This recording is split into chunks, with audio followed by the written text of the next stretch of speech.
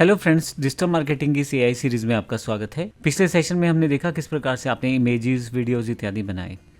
इस सेशन में हम बात करेंगे किस प्रकार से एक वेबसाइट हमारे लिए इंपॉर्टेंट और पावरफुल टूल हो जाता है जब भी हमें डिजिटल अपीयरेंस अपनी बनानी है, मार्केट में अपने प्रोडक्ट या सर्विसेज को प्रमोट करना है।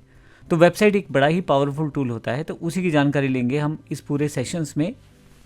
हम ये देखेंगे कि वेबसाइट किस तरह से बनती है, कौन कौन से तरीके हैं, क्या क्या हमें चाहिए, और फिर हम लोग कुछ वेबसाइट्स की ट्रेनिंग्स भी देखेंगे ताकि हम अपनी वेबसाइट को खुद मैनेज कर पाएँ। और हम ये भी देखेंगे बाद में कि कौन कौन से टूल्स मार्केट में अवेलेबल हैं बने बनाए, जिससे आप अपना काम जल्दी कर सकते हैं। थोड़ा सा उसमें पेमेंट लग जाता है, बस एक ये फ़र्क रहेगा। तो सबसे पहले बात करें वेबसाइट की, तो वेबसाइट एक बड़ा ही पावरफुल टूल है डिजिटल मार्केटिंग के लिए। क्यों? क्योंकि आप अपने कस्टमर्स को अट्रैक्ट कर सकते हैं, इसके द्वारा एंगेज कर सकते हैं और कन्वर्ट कर सकते हैं। अट्रैक्ट अगर बेहतर तरीके से आपने अपनी सर्विस को, प्रोडक्ट को वहाँ दिखाया है, तो वो कस्टमर आपकी प्रोडक्ट और सर्विस के लिए आपकी वेबसाइट में ज़रूर आएगा एक बार जानकारी लेने के लिए। एंगेज, अगर वो एक बार आ रहा है और फिर उसको कोई प्रोडक्ट पसंद आ रहा है तो बार बार वो वहाँ पे अपनी क्वेरीज या बाकी जो उसके क्वेश्चन है वो आपसे पूछ सकता है, तो वो एंगेज हो जाएगा।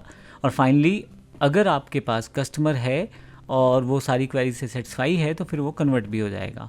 तो इस तरह से काफ़ी सारे बेनिफिट आपको मिल जाते हैं, लेकिन कुछ वेबसाइट के अलग से बेनिफिट भी हैं। जैसे मैंने पहले बताया, ऑनलाइन प्रेजेंस और क्रेडिबिलिटी। आप 24/7 डिजिटल स्टोर फ्रंट पे रहते हैं, यानी कि एक तरह से आपको कोई दुकान नहीं खोलना, ऑफिस नहीं खोलना, एक वेबसाइट बनाना है जिसमें आपने अपने प्रोडक्ट और सर्विस की सारी जानकारी दे दी है। अब जितने भी लोग हैं वहाँ कभी भी आ सकते हैं, किसी भी टाइम जोन के लोग आ सकते हैं, किसी भी देश के लोग आ सकते हैं और आपकी सारी जानकारी वहाँ से वो प्राप्त कर सकते हैं। अगर आपने प्रॉपर वे में बेहतर इमेजेस, बेहतर वीडियोस के साथ अपने प्रोडक्ट की पूरी डिस्क्रिप्शन दे रखी है, तो वही आपका एक ऑनलाइन प्रेजेंस, एक बड़ा सा ऑनलाइन स्टोर बन जाता है। अगर हम यहाँ क्रेडिबिलिटी की बात करें तो नॉर्मल सी बात है, आपका डोमेन है, आपका होस्टिंग वहाँ पे है, आपने एक स्पेस लेके अपना पूरा प्रोडक्ट और सर्विस के बारे में बता रखा है, तो सब चीज़ें केवाईसी के बाद आई हैं। तो कहीं ना कहीं एक ट्रस्ट और एक अथॉरिटी बिल्ड हो जाती है। और कहीं अगर आपने प्रोफेशनल डिज़ाइनिंग कर रखी है, बेहतर तरीके से अपनी चीज़ों को बता रखा है, तो वो क्रेडिबिलिटी कहीं ना कहीं एक ट्रस्ट में कन्वर्ट होके नॉर्मल क्लाइंट को, नॉर्मल कस्टमर को आपका कन्वर्टेबल कस्टमर बना देती है। इसके अलावा दूसरा जो सबसे बड़ा बेनिफिट है वेबसाइट का, एसईओ फॉर ऑर्गेनिक ट्रैफिक। देखिए, जितने लोग ऑटोमेटिकली और खुद आएंगे आपकी वेबसाइट पे, उतना ही गूगल आपकी वेबसाइट को ऊपर बिजनेस रैंक में दिखाएगा, अपने सर्च इंजन्स में ऊपर की तरफ दिखाएगा। इसको एसईओ कहते हैं, search engine optimisation. Search engine optimisation में हम अपनी की टर्म्स के साथ, जो हमारी मेन सर्विसेज हैं, प्रोडक्ट है, उससे रिलेटेड टर्म्स, कीवर्ड्स के साथ अपनी इन्फॉर्मेशन को अपनी वेबसाइट पे रखते हैं, टेक्स्ट के रूप में, इमेज के रूप में, वीडियो के रूप में। और कहीं ना कहीं कस्टमर उन सब चीज़ों को देख के हमारी साइट पे आते हैं और ये एक ऑर्गेनिक ट्रैफिक का सबसे बड़ा मीडियम रहता है। अगर आप ब्लॉग्स लिखते हैं, प्रोडक्ट पेजेस बनाते हैं, लैंडिंग पेजेस बनाते हैं, तो कहीं ना कहीं ट्रैफिक आपके पास काफ़ी सारा आता है। और ये जो ट्रैफिक होता है, ये ट्रैफिक जेन्युइन ट्रैफिक होता है, विदाउट किसी एडवर्टाइजमेंट के।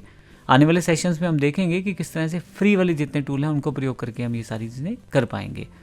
उसके पश्चात लीड जनरेशन एंड कन्वर्जन। अगर आप किसी वेबसाइट से चाहते हैं कि आपके पास बेहतर तरीके कस्टमर कन्वर्जन शुरू हो जाए, तो उसके लिए आप contact forms, free downloads, email synapses इत्यादि को वहाँ पे रख सकते हैं। अब मान लीजिए एक ई बुक आप फ्री कर देते हैं, तो बहुत सारे लोग उस ई बुक को पढ़ने के लिए अपना मेल आईडी आपको देंगे। इसके अलावा अगर आपने कॉन्टैक्ट फॉर्म्स लगाए हैं या और किसी माध्यम से आपने डेटा कलेक्ट किया है, तो वो सारा का सारा डेटा आप कहीं ना कहीं आपके कस्टमर कन्वर्जन में काम आता है। इसके अलावा कॉल टू एक्शन, CTA में भी इसका बड़ा रोल रहता है। देखिए, आप समय समय पर अपनी वेबसाइट में डिफरेंट तरह के ऑफर्स लगा सकते हैं, स्पेशल डील्स दे सकते हैं, डिस्काउंट ऑफर कर सकते हैं। तो जितने भी विजिटर्स आपके पास आते हैं, वे सभी के सभी कुछ हद तक उन सब चीज़ों को समझते हैं, देखते हैं, और उन्हीं विजिटर्स में से आप बायर्स को अलग कर पाते हैं, यानी कि CTA के साथ अपने कन्वर्ट करते हैं विजिटर्स को बायर्स में। ये सब वेबसाइट के साथ आसान है, क्योंकि आप हर रोज़ अपना नया ऑफर लगा सकते हैं, अपनी बात वहाँ तक पहुँचा सकते हैं। कस्टमर आ रहा है तो कहीं ना कहीं वो किसी पर्टिकुलर ऑफर में डिस्काउंट को लेके या चीज़ों को ज़्यादा लेके वो कन्वर्ट हो सकता है। इसी तरह से आपके पास सोशल मीडिया और ऐड इंटीग्रेशन के लिए भी वेबसाइट होना ज़रूरी है। देखिए, जब आप सोशल मीडिया पे ऐड देंगे या कोई ऐड बनाना चाहेंगे, फ्री की एडवर्टाइजमेंट करना चाहें या पेड एडवर्टाइजमेंट में, दोनों प्रोसेस में कस्टमर को ट्रस्ट चाहिए। ट्रस्ट फैक्टर कहीं ना कहीं वेबसाइट से आता है। इसके अलावा आप अपनी रीच अगर बढ़ाना चाहते हैं तो आपकी वेबसाइट पे चैटबॉट्स रहते हैं, मीडिया लिंक्स रहते हैं, शेयर बटन्स रहते हैं। तो कहीं ना कहीं सोशल मीडिया लिंक्स के ज़रिए आप अपनी वेबसाइट्स के थ्रू ही अपने प्रोडक्ट या सर्विस को शेयर कर पाते हैं। इसके अलावा अगर आप पेड एडवर्टाइजमेंट में जाते हैं, गूगल, फेसबुक, इंस्टा की पेड एडवर्टाइजमेंट पे चले जाएंगे, तो वहाँ से भी जो आप एडवर्टाइजमेंट लगा रहे हैं उसको भी एक यूआरएल देके अपनी वेबसाइट पे ट्रांसफ़र कर सकते हैं। तो अल्टीमेटली आप अपनी वेबसाइट को लिंक कर सकते हैं डिफरेंट एड्स के साथ। तो आपके पास ट्रैफिक डाइवर्ट होना शुरू हो जाता है, यानी कि काफ़ी सारे लोग आपकी वेबसाइट में आना शुरू हो जाते हैं। अब अगर आपका प्रोडक्ट और सर्विस बेहतर है तो कहीं ना कहीं आपके पास कन्वर्जन के चांसेस ज़्यादा हैं। एनालिटिक्स और कस्टमर इनसाइट्स में भी वेबसाइट का बड़ा इंपॉर्टेंट रोल रहता है। डायरेक्ट आपके पास कोई टूल अगर नहीं भी है आपकी वेबसाइट में, तो भी गूगल एनालिटिक्स, फेसबुक पिक्सल के साथ और भी कुछ सॉफ्टवेयर्स आते हैं जैसे हीट मैप्स है, ट्रैकिंग पिक्सल्स हैं। इसके साथ आप विजिटर बिहेवियर को चेक कर सकते हो। कौन सा व्यक्ति कौन सा पेज खोल रहा है, कितनी बार हमारे पास आया है, वो कौन सी जगह जाके रुका है। मान लीजिए कोई हमारे पास पेमेंट देने के लिए रुका है तो वो पेमेंट गेटवे तक आ गया है, या वहाँ जाके उसने ऑर्डर प्लेस करते करते रुक गया, या किसी पर्टिकुलर डील वाले पेज को वो ज़्यादा देख रहा है। तो हमें कस्टमर इनसाइट्स के साथ ये पता लगता है कि हमारी कौन सी चीज़ बेहतर है। मान लीजिए आज हमने कोई ऑफ़र लगाया है LMS कोर्स का, MS ऑफिस का, और मान लीजिए आज की डील है 499 के बजाय। तो अगर मेरे पास ट्रैफिक ज़्यादा आ रहा है उस पर्टिकुलर ऑफ़र पे, तो इसका मतलब ये रहेगा कि ये जो ऑफ़र है ये ज़्यादा कामयाब है। इसी तरह से मान लो मैं कोई और ऑफ़र लगा देता हूँ 399 या 299, तो वहाँ पे अगर ट्रैफिक डाइवर्ट नहीं हो रहा, दैट मीन्स कहीं ना कहीं कुछ कमी है।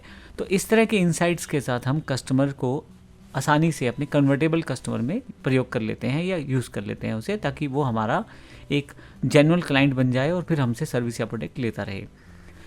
एक सबसे बड़ा इंपॉर्टेंट और कॉमन फैक्टर तो है ये शोकेसिंग आपके प्रोडक्ट और सर्विस की। देखिए, वेबसाइट एक ऐसी जगह है जहाँ पे आप इमेज लगा सकते हैं, आप वीडियो लगा सकते हैं, आप टेक्सचुअल यानी कि आर्टिकल्स लिख सकते हैं, आप ब्लॉग्स लिख सकते हैं, बहुत सारी चीज़ें आप अपनी वेबसाइट में कर सकते हैं, टेस्टिमोनियल्स ऐड कर सकते हैं। तो ये सारी चीज़ें आपके प्रोडक्ट की शोकेसिंग करते हैं। ट्रस्ट फैक्टर बढ़ाने के लिए आप अपनी कंपनी की इमेजेस लगा सकते हैं, अपनी टीम की इमेजेस लगा सकते हैं, ताकि जो व्यक्ति बात कर रहा है उसको थोड़ा सा पर्सनल लगे कि वो किससे बात कर रहा है, थोड़ा और ट्रस्ट बढ़ता है उससे। अगर आपने अपनी वेबसाइट में ई-कॉमर्स प्लेटफॉर्म को इंटीग्रेट किया है, आप कुछ ऐसा बेचते हैं कोई प्रोडक्ट या सर्विस, तो उसका बेनिफिट भी वेबसाइट के थ्रू ज़्यादा मिलता है। क्योंकि एक व्यक्ति आपके ऑफलाइन स्टोर में नहीं आ पाता, आपसे दूर है, आपसे बात नहीं कर सकता फ़ोन पे बार बार, आपसे इन्फॉर्मेशन पूरी तरह से नहीं ले सकता, लेकिन ई-कॉमर्स वेबसाइट का फीचर अगर आपकी वेबसाइट पे है तो उसको सारा का सारा डेमोस्ट्रेशन वहीं से मिल जाएगा, आपके प्रोडक्ट और सर्विस की बेहतर जानकारी मिल जाएगी, सभी फीचर्स की जानकारी मिल जाएगी। तो डायरेक्ट कस्टमर वहीं से जाके परचेज़ भी कर सकता है। तो एक ऑटोमेटेड सिस्टम से चलना शुरू हो जाता है। क्लाइंट आए या कस्टमर आए वहाँ आपकी वेबसाइट पे, आपके प्रोडक्ट और सर्विसेज को अच्छी तरह से समझे, देखे, अगर आपने कुछ कंपैरिजन्स भी दे रखे हैं तो उसको भी समझे, और फाइनली वहीं से प्रोडक्ट परचेज करके आपके प्रोसेस को ऑटोमेट कर दे। तो इसमें आपका रोल कहीं ना कहीं ख़त्म हो जाता है और आपके पास बस अब जो रह जाता है सेल्स के बाद प्रोडक्ट को डिलीवर करना या सर्विस को देना रह जाता है। आपकी सेल्स कंफर्म हो जाती है वहाँ से। अब अगर इसको मैं समराइज़ कर दूँ तो एक वेल ऑप्टिमाइज वेबसाइट जो है वो कहीं ना कहीं आपकी डिजिटल मार्केटिंग की फाउंडेशन है। देखिए, अगर ढंग की वेबसाइट बनी होगी, आपके पास सारे फीचर आपकी वेबसाइट में अवेलेबल हैं, तो बहुत ज़्यादा चांसेस हैं कि कस्टमर आपके पास आएगा, बात करेगा, आपके प्रोडक्ट की तरफ अट्रैक्ट होगा, आप सभी फीचर्स बताएंगे, वो आपसे क्वेरीज करेगा तो कहीं ना कहीं इंगेज होगा, और फाइनली अगर उसको सब चीज़ें ठीक लगती हैं तो वो आपका एक कस्टमर आपके पास एक बायर की तरह आ जाएगा और एक परचेज़र की तरह आपसे गुड्स या सर्विसेज जो भी आप देते हैं अपनी वेबसाइट पे उसे परचेज़ कर लेगा।